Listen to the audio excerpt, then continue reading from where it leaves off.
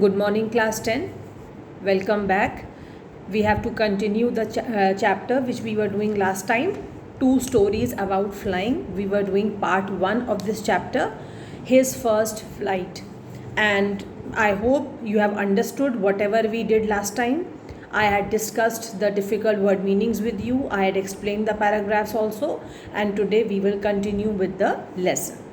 Now, I am starting from some previous lines which we read last time, just to recap, to remember once again, to recall once again what we were doing. Okay, so I am starting from the paragraph from where we had stopped last time. He stepped slowly out to the brink of the ledge, and standing on one leg with the other leg hidden under his wing, he closed one eye, then the other, and pretending to be falling asleep, still they took no notice of him. If you remember, we are talking about the seagull. The seagull was pretending to be sleeping, but nobody paid any attention to him. They took no notice of him. Neither his parents nor his brothers or sister, nobody took any notice of him. That means they did not pay any attention to him.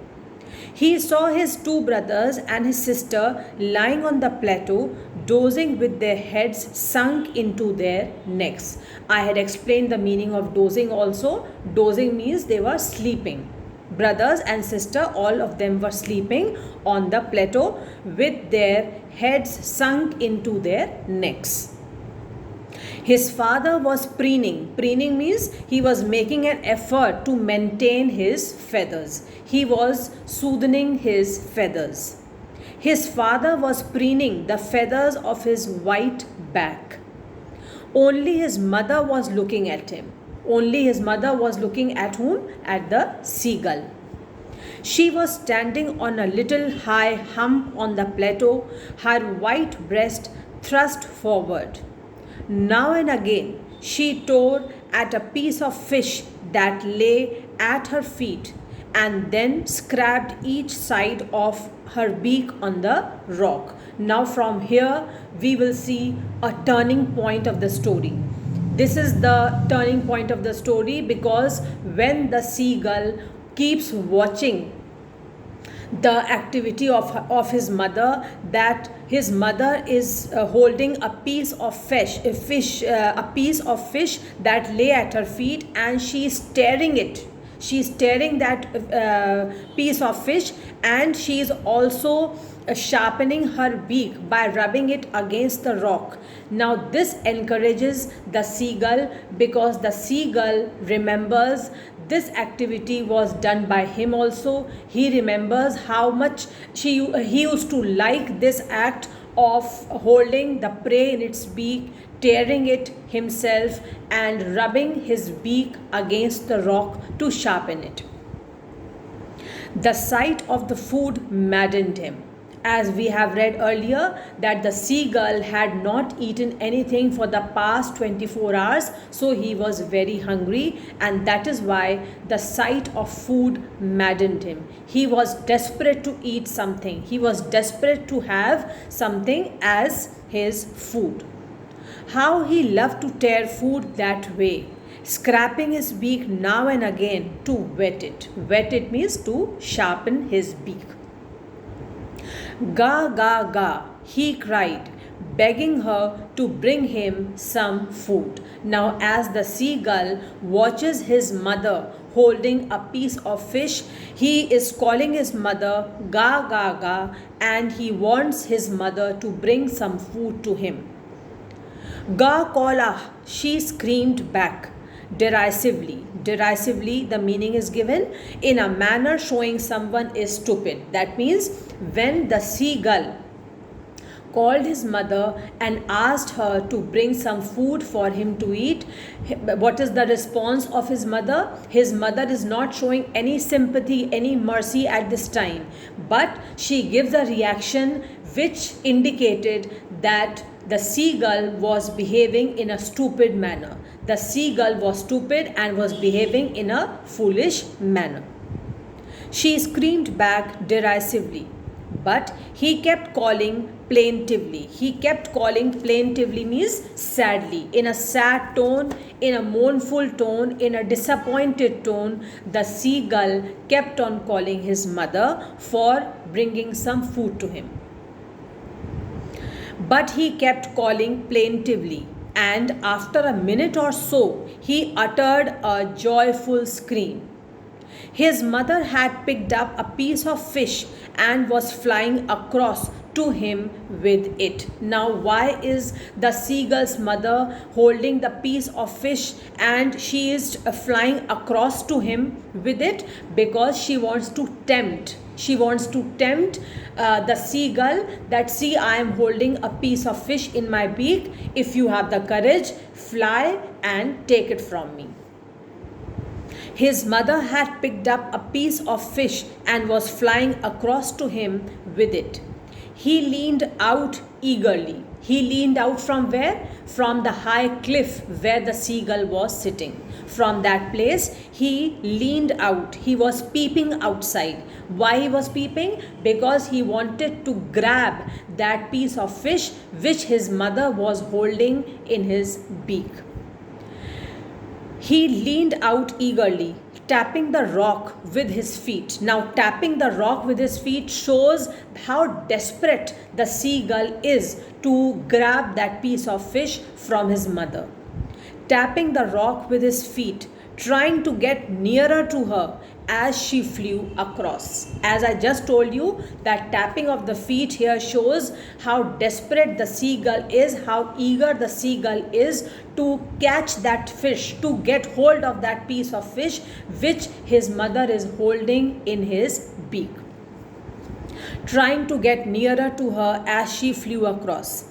But when she was just opposite to him, she halted, her wings motionless, the piece of fish in her beak almost within the reach of his beak. Now the mother is trying to get closer to the seagull. And why she is trying to get closer? So that she could tempt more and more. She could encourage the seagull more and more to come on. This is an indication to teach the seagull, to inspire the seagull that, come on, leave your fear, leave that fright which is there in you, within you, and fly high like your other brothers and sister are doing. But when she was just opposite to him, she halted, her wings motionless, the piece of fish in her beak almost within the reach of his beak. He waited a moment in surprise, wondering why she did not come nearer, and then, maddened by hunger, he dived at the fish. Closer and closer, as you have seen that she was coming, his mother was coming closer and closer to the seagull in order to encourage him more and more to start flying. Leave that fear, don't be afraid, start flying. She was giving this indication by holding the fish in her beak and by coming closer and closer to the seagull. So when the seagull saw that the mother was coming closer, he was a little surprised. He waited a moment in surprise. Why he was surprised? Because he was not able to understand that why his mother is coming closer with the fish in her beak, but she is not giving that piece of fish. And he was maddened by hunger. We have read this earlier also. He was extremely hungry by this time. Maddened by hunger, he dived at the fish. Now he couldn't control. He attacked the fish. He tried to grab the fish now. With a loud scream, he fell outwards and downwards into the space. Now see, this is the climax of the story, children. Now what happens? As the seagull moved a little more in front to take the fish from his mother's beak, now he was in the air. He fell outwards and downwards into the space. Now this was the turning point in the life of the seagull, because this was his first flight. This was the first time when he had dived independently without any fear, any more fear in his heart. He was now in the space. Then a monstrous terror seized him. Although he dived, he was in the air now. But it is not that he was totally bold and courageous and he had no fear. He had lot of fear. He was attacked, he was seized by a monstrous terror. That means monster is a giant, So here terror is compared to a giant. That means the amount of fear in the heart of the seagull at this time was immense. It cannot be explained. It was very, very big. The fear was too much. It was too great within him. But he was flying. I am reading this line again. Then a monstrous terror seized him and his heart stood still. That means now he was unable to control the extraordinary fear within him, and his heart stood still. That means a thought came in his mind that now he will die. Now nobody can save him. He has to die now. Then a monstrous terror seized him and his heart stood still. He could hear nothing. He could hear nothing because he was in the open space now, and his heart, his mind were full of fear and terror. He could not hear anything around him. He could hear nothing, but it only lasted a minute. What lasted? This fear. This fear within him was only for a few minutes. It lasted for a few minutes only. Then what happened? It vanished. And when it vanished forever.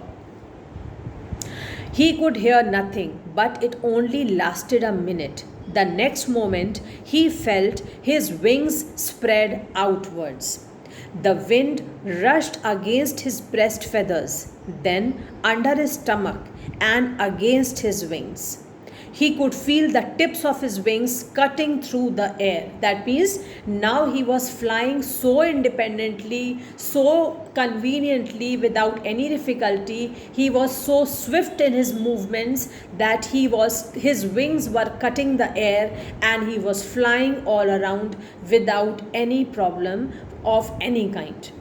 I am reading these lines again. These are very important.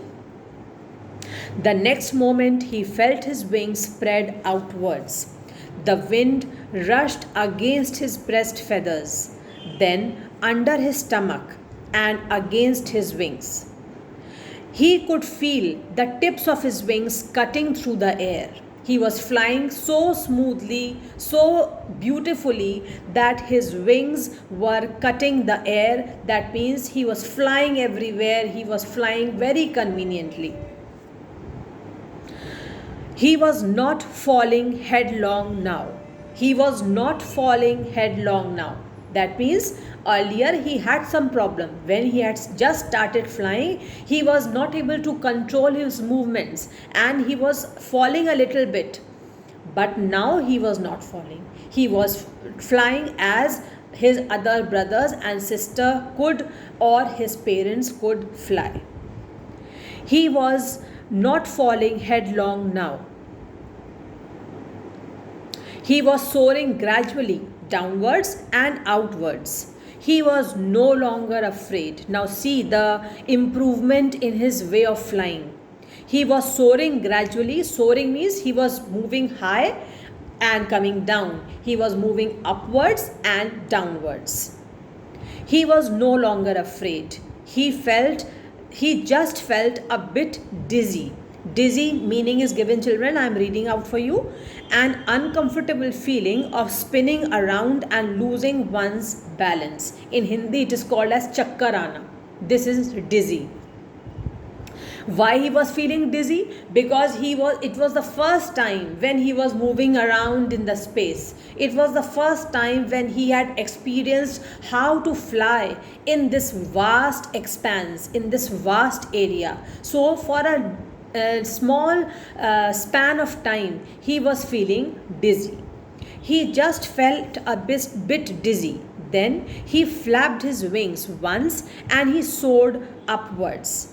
Ga ga ga, ga ga, ga call ah.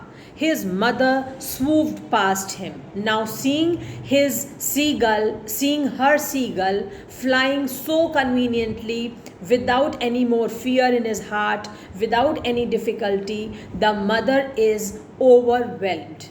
This everybody experiences always in one's life. Whenever we do something extraordinary, or whenever we achieve some success in our work, the work may be a small one or a big achievement, but who is the happiest? Our parents, the mother and the father, both are the people who are the happiest people in the world, and they will appreciate the least achievement you do in your life. Okay, achievement is not only, it is not necessary that the achievement should be a big one. Even if you get 10 out of 10 in a class test, your parents will always appreciate you. They will always encourage you for your hard work. So this is the same reaction of seagull's mother. Ga ga ga ga, ga kola. His mother swooped past him. That means she flew past him.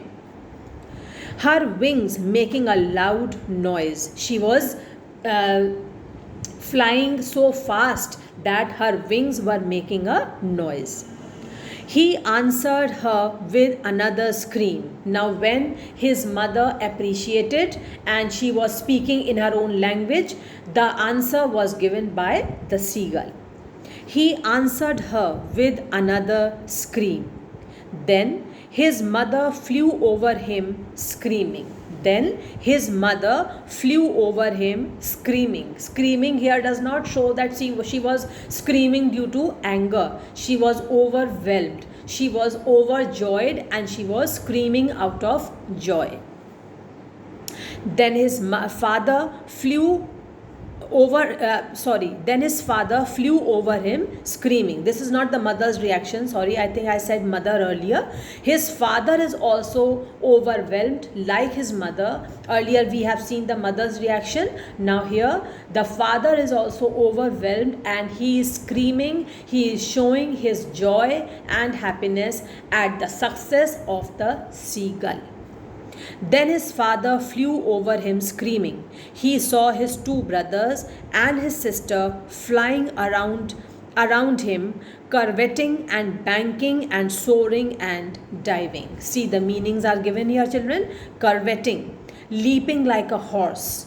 Banking, flying with one wing higher than the other. This is a very common feature you can see if you see birds flying in the sky many a time, especially children. This is a very distinct feature of an eagle. When eagles fly, this banking feature can be seen very clearly. One wing is lower than the other wing, or you can say one wing is higher than the other wing. I am reading this again. He saw his two brothers and his sister flying around him, curveting. That means they were leaping like a horse. Like a horse leaps very fast with smooth steps. In the same way, when the seagull was flying in the sky, he saw his brothers and sisters. They were flying around him. They were also leaping like a horse. They were banking. That means one wing was higher than the other one, and soaring and diving.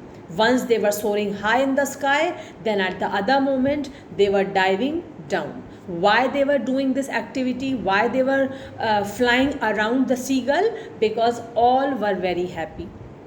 Not only the parents, but his brothers and sister, all were equally happy. All were overwhelmed to see that the seagull was successfully flying now without any fear, without anybody's help. Banking and soaring and diving. Then he completely forgot that he had not always been able to fly. What a wonderful experience, you can imagine. Then he completely forgot that he had not always been able to fly. The moment the seagull is flying so beautifully in the space, in the sky, Now she has forgotten those dreadful moments. She has forgotten that once she was so frightened that he was even afraid to put a step forward. He had a fear of falling down. If you remember, when he was sitting on the high cliff, he had a fear of falling down and he never used to have that courage to put his step forward. But now he doesn't even remember or doesn't even want to remember those dreadful moments. Then he completely forgot that he had not always been able to fly and commended himself to dive and soar and curve, shrieking shrilly. Commended means he appreciated himself. Commend means to appreciate, okay? So the seagull commended himself to dive and soar and curve and shrieking shrilly. That means the seagull is appreciating his own efforts and he is diving downwards, he is soaring high in the sky, then he is making a curve, he is moving round and shrieking shrilly. That means speaking out, making a loud sound, a shrill sound, calling out his mother, father, brothers, sister, making a joyful sound loudly. He was near the sea now, flying straight over it. Now, till now we have read that the seagull was flying over the sea, in the sky, in the open space. But now he was near the sea. Then he was near the sea now, flying straight over it. Over it means over the sea. Facing straight out over the ocean. He was facing the ocean and flying over it now. He saw a vast green sea beneath him. What did he see? The sea water. He saw green colored water, the sea water under him, beneath him, with little ridges moving over it. Small ridges. What are ridges? Long, narrow hilltop. Long, narrow hilltop. Hill-like structures are called ridges. So when he was near the sea water, when he was over the sea water now, he could see little ridges moving over it. And he turned his beak sideways and cawed amusedly. He was making a sound showing his amusement, showing his happiness, and he was turning his beak sideways. What does this show? That he was enjoying also to be near the sea water. He was looking all around, turning his beak sideways and making an amusing sound, a joyful sound. His parents and his brothers and sister had landed on this green flooring ahead of him. His parents and his brothers and sister had landed on this green flooring. Green flooring is the green sea ahead of him. That means before the seagull could land on the green sea, his parents and his brothers and sisters had already landed on that green floor, that is the green sea. They were beckoning to him. Beckoning means to call. Beckon means to call. They were beckoning to him, calling shrilly. They were making a shrill sound in order to call the seagull that we are here on the sea floor, you also come and join us. They were beckoning to him, calling shrilly. He dropped his legs to land on the green sea. Now the seagull attempts to land on the green sea. He dropped his legs to stand on the green sea.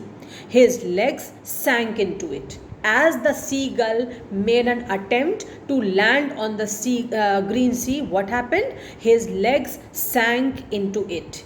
He felt as if he would sink into the sea. He would drown into the sea. His legs sank into it. He screamed with fright and attempted to rise again, flapping his wings.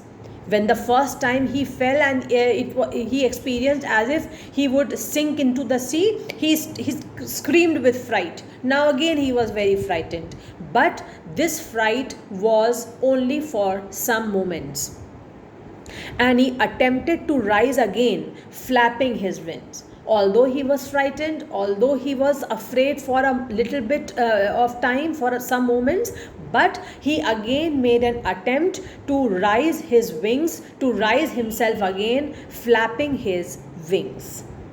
But he was tired and weak with hunger. Although he made a brave attempt to rise again, but his attempt was not 100% successful because his body had become weak by now. He was tired also. He was weak because he had not eaten anything for a very long time.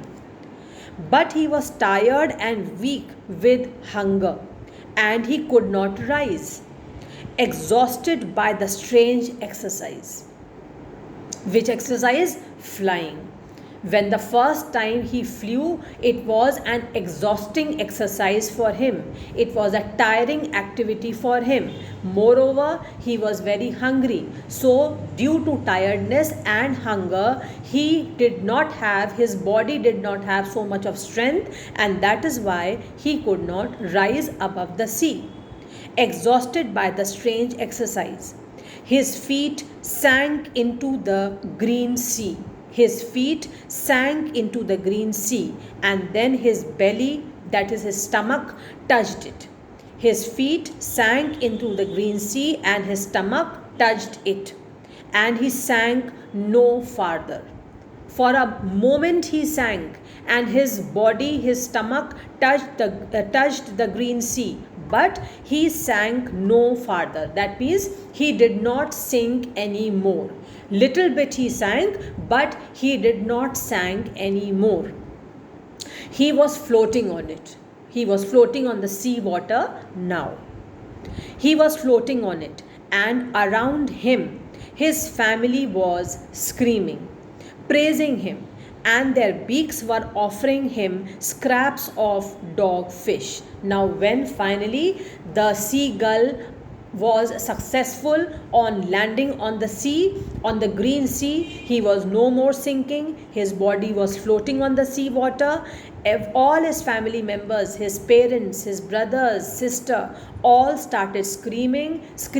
Why? Not due to any fault which he had made, but they were appreciating his effort of landing on the sea. They were praising him.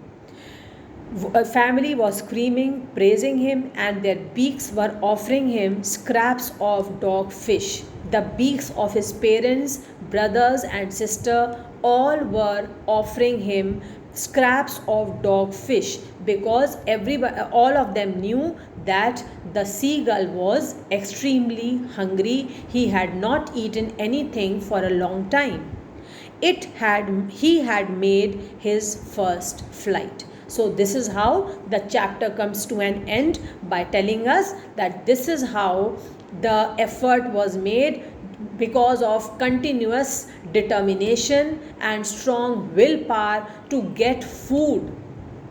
Finally, the seagull was able to fly without any fear, and now he was able to land on the green sea like his parents did, like his brothers and sister did, and he attained success in all his endeavors. So this was his first flight.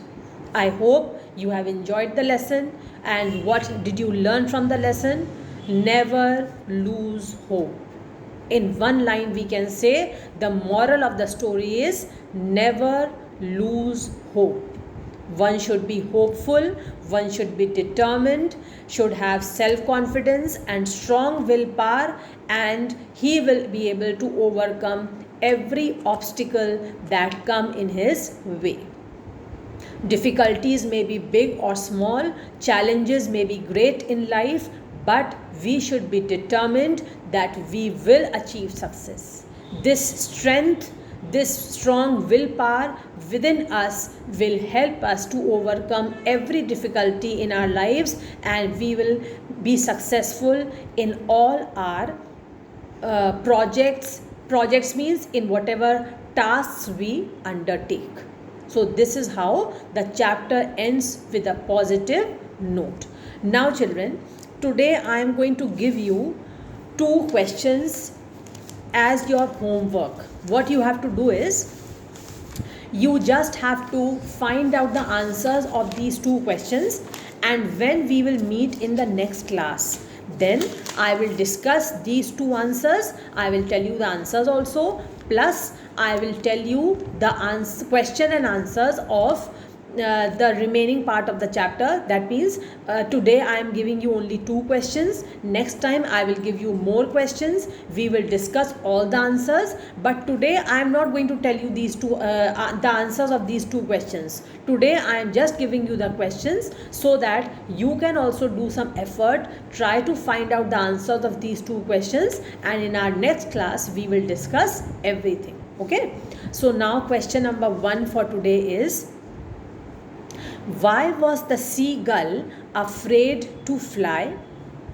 Do you think all young birds are afraid to make their first flight, or are some birds more timid than others? I hope you know the meaning of timid by now. You are in class 10. I will not tell you the meaning of timid just now. Find out for yourselves, and I will discuss this next time only. Do you think a human baby also finds it a challenge to take its first steps? I am repeating the question again. Why was the young seagull, afraid to fly? Do you think all young birds are afraid to make their first flight, or are some birds more timid than others? Do you think a human baby also finds it a challenge to take its first steps? This is the first question. Find out the answer. Second question. The sight of the food maddened him. What does this suggest? What compelled the young seagull to finally fly? I am repeating. The sight of the food maddened him. What does this suggest? What compelled the young seagull to finally fly? So today you will just find out these 2 answers. In my next class I will discuss these 2, plus we will do some more questions. Have a nice day. Thank you.